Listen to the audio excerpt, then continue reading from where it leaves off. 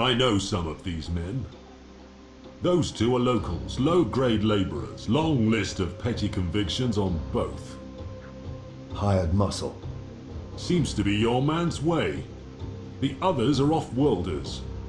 You found papers? No, it's just a hunch. None of them have got any ID or markers, and I haven't found a cache anywhere.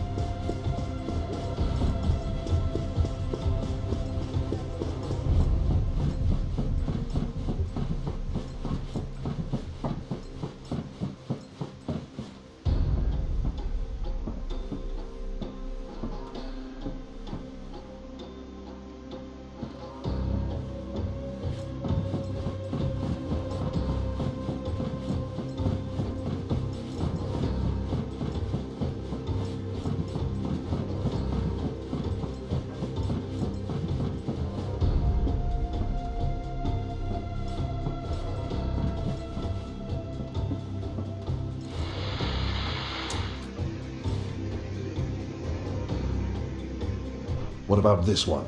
I have rights. You are in the custody of the Imperial Inquisition. You have no rights whatsoever. Your name? I will not answer. He had switched on some mental conditioning, no doubt taught by Iclone. Mind tricks won't help you. Go screw yourself. Tell me your name.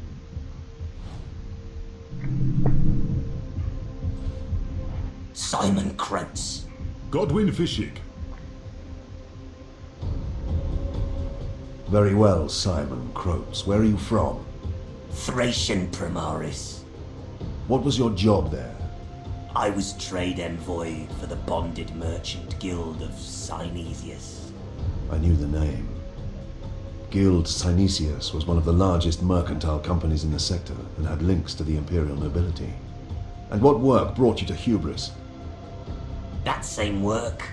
There is always trade to be had. Long-term contracts with the authorities on this world that require the personal touch. And what brought you to these private apartments? Namba Wilk, a local trader. He invited me for a mid-dormant feast. This dwelling is registered to Namba Wilk, a trader, as he says, no priors. I don't know him. What about Iclone? I don't know any Iclone. There was a ring of truth to his voice. He may well not have known Iclone by that name. There is an awful lot of your story that doesn't add up. You're found here consorting with recidivists who we can connect to a planetary conspiracy. There are charges of murder to be considered. We can continue this in far more intimate and comprehensive circumstances. Or you can make me like you by filling in some details now. I don't know what to tell you. Whatever you know. About the Pontius, perhaps?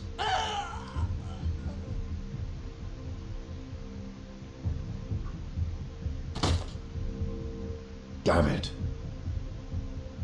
He was dead. Iclone had left fail-safes in the conditioning that would trigger at certain subjects. The Pontius evidently was one of those. So we know nothing? We know a great deal. Weren't you listening? For a start, we know the Pontius is the most precious secret they protect.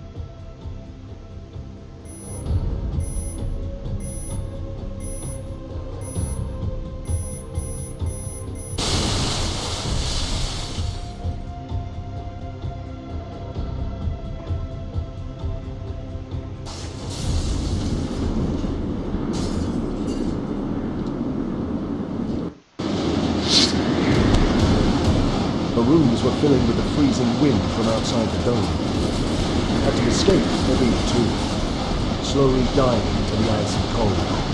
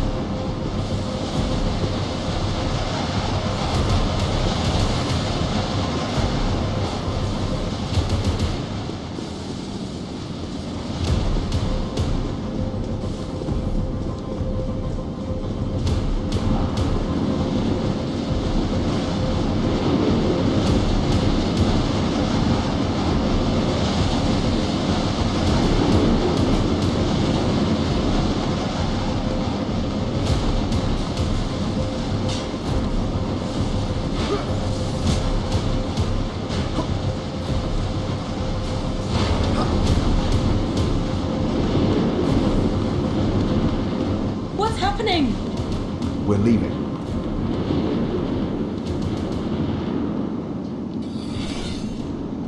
The charges were set off by the same spasm that killed Croats. I realized Fishik was now beginning to understand the resources and capabilities of the people we worked against. Their abominable crime at Processional 212 had demonstrated the scale of their malice, but he hadn't seen that firsthand. Arbeits squads moved into the dwelling and secured it while local Medicaid servitors patched our wounds.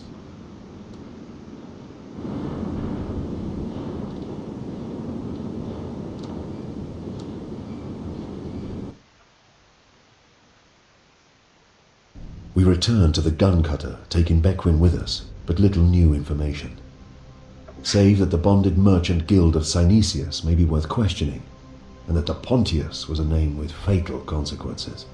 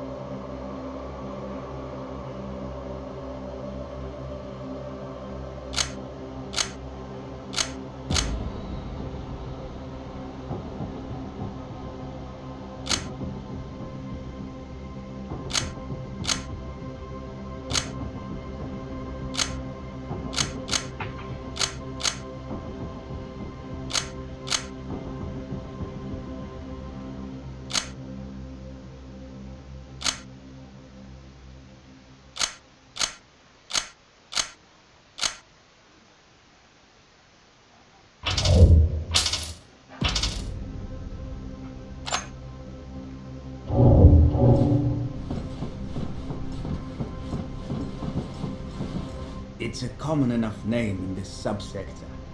I've turned up over 500,000 citizens with that forename, another 200,000 with it as a middle name, plus another 40 or 50,000 spelling variants. What about the definite article? I have over 9,000 marks with that connection. Pontius Glor. Not on my lists. Because he's dead? Because he's dead. But it sort of makes sense. Pontius Glor, the seventh son of Oberon Glor, a wastrel dilettante who fell into heresy, becoming an abominable disciple of chaos. For 15 long years he wrought discord and evil before being slain by the great Absalom Angevin. Gudrun was the ancestral home of the Glors. He may be dead, but the name and the connection were too obvious to ignore. Midas, find us passage to Gudrun. That girl Bequin is waiting in your room.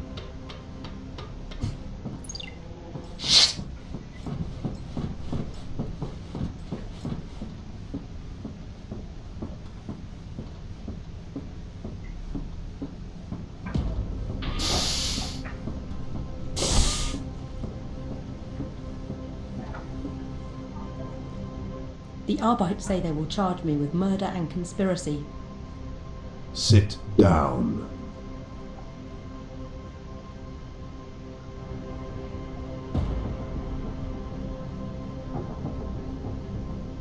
I can make sure the charges are dropped. I have that authority.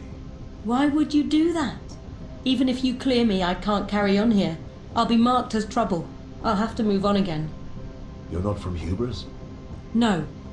I was born on Bonaventure. Got here by way of this and that. I've travelled a lot. Never stayed put for very long. Because things get difficult. That's right. I'd stuck it out here longer than anywhere. Now that's all screwed up. Stand up. Make your mind up. I want to ask you some questions about the men who employed you at Thorview 12011. If you answer helpfully, I can cut you a deal. What sort of deal? I can take you to Gudrun, or I can offer you employment if you're interested. Employment? Even big bad inquisitors have needs, huh? That's fine. You misunderstand. The services I have in mind will be new to you. Not the sort of work you're accustomed to. You're an odd one, all right. Are all inquisitors like you? No.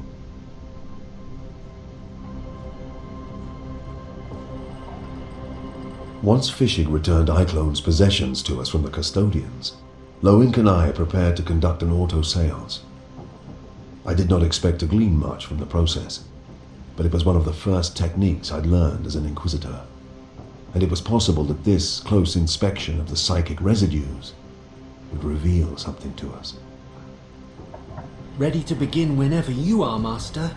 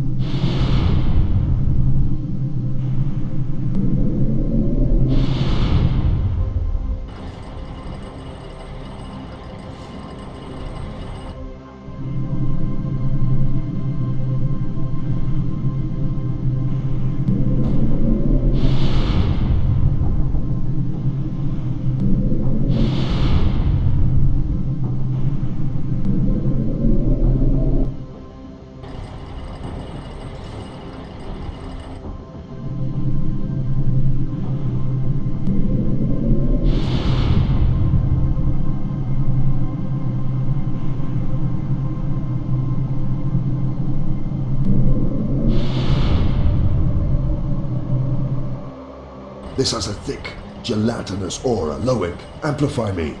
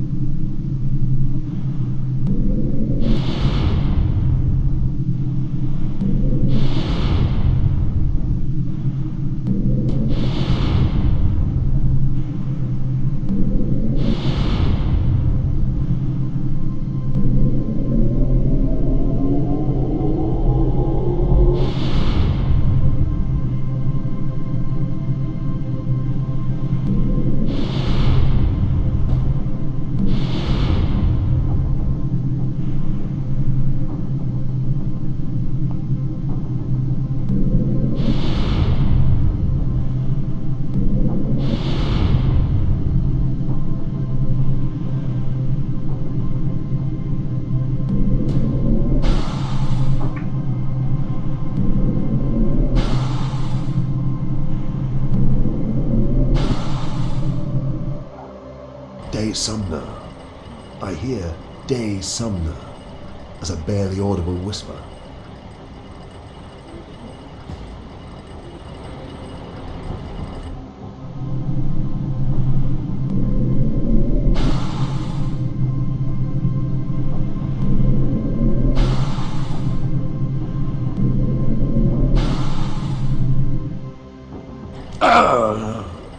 I can feel the aftertaste of his death. Do not touch it.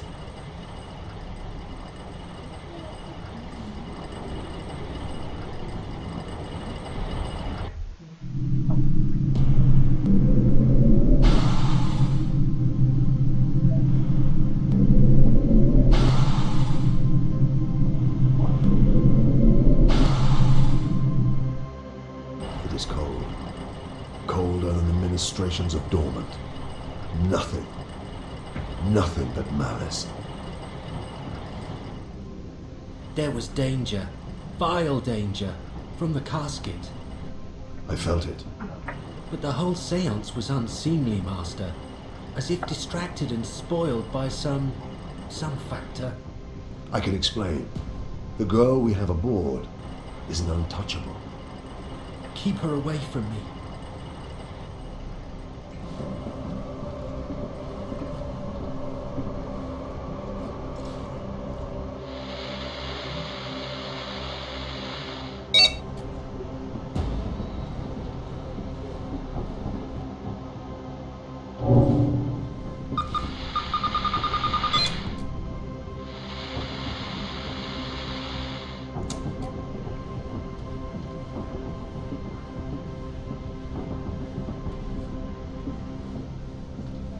Just prepping for takeoff. We'll be ready shortly.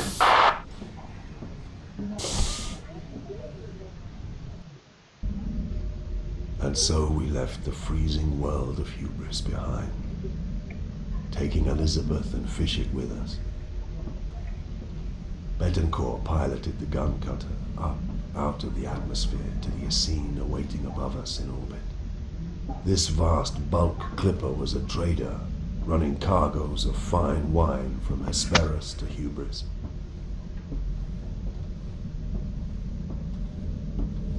Tobias Maxilla, the ship's captain, had been recruited by Betancourt to get us to Gudrun in 2 weeks.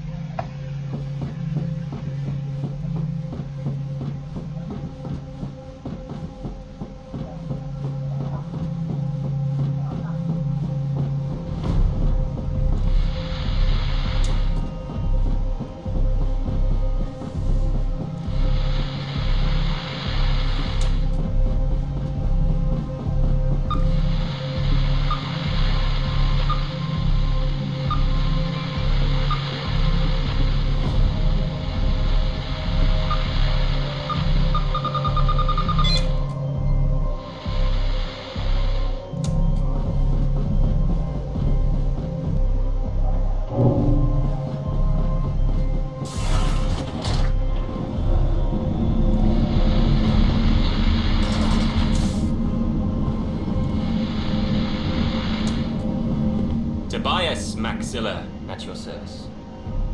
You run this route regularly? For the past few decades, it's seasonal. Sameta, Hesperus, Tracian, Hubris, Gudrun, sometimes to Messina too.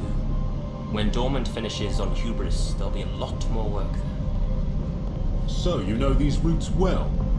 Yes, Chastener, I know them well. I don't think we need to start interrogating Master Maxilla yet, Fishy. It's a beautiful ship, Maxilla. Classic as old pattern, unless I'm mistaken. You are, of course, correct, Captain Bentacore. From the shipyards of Tancred, no less. Wait till you see the staterooms. I have quite the collection of beautiful artifacts. Even some portraits from the Samata School. I must tell Amos, our savant. I'm sure he will be fascinated. I will happily give him a tour once we are underway.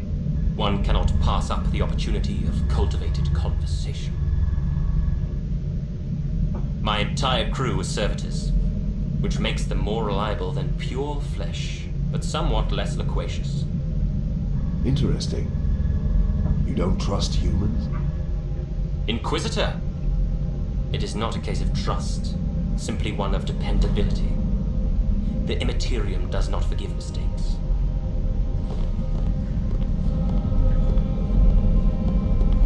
The Essene left Hubris later that day, executed the translation to the Imperium effortlessly, and made best speed for Gudrun. Maxilla provided quarters for us all in his state apartments, but we spent most of our time on the cutter, working.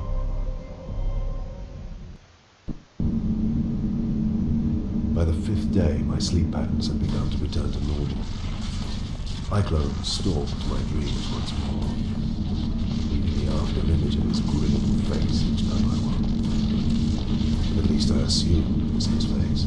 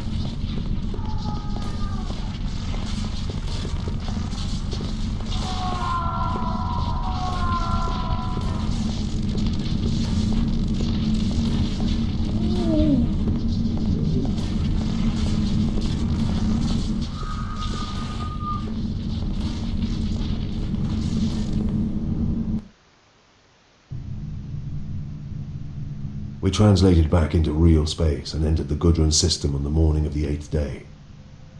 Here, at the outreach of the system, we would pay our last respects to Loris Vibben. She had joined me in the first place to visit the stars, and that's where we would leave her. Who was she? A friend. A comrade. Is this how she wanted to go? I don't think she wanted to go at all. Beckwin, there is something I have to tell you. I had been avoiding this conversation. She had no idea that she was an untouchable, a blank. Like all untouchables, her negative presence in the warp rendered her immune to psychic influence, which in turn made her a potent anti-psycho weapon. It also meant that she exuded an air of unpleasantness which rose to fear and revulsion in the psychically attuned. Her whole life had been shaped by this, and she had no idea. She did not take the news well. She knew now that her friendless, loveless existence was due to the fact that she was abnormal, and not surprisingly had little interest in the details of the job that I had in mind for her. In truth, I was relieved when Maxilla called me to the bridge.